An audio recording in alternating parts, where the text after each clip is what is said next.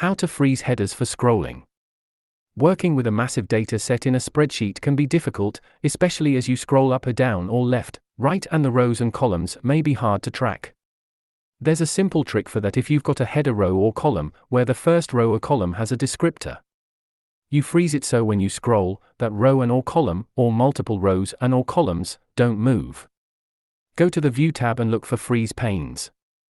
You can easily just freeze the top row, select Freeze Top Row, or First Column, select Freeze First Column. You can do both at once by clicking the cell at B2 and just selecting Freeze Panes. This is where it's fun. Select any other cell and also freeze all the panes above and left of it. Select cell C3 for example, and the 2 rows above and 2 columns to the left won't scroll. You can see it in the screenshot above, indicated by the darkened grid lines. When you want to get rid of the freeze, you can just select Unfreeze Panes from the menu.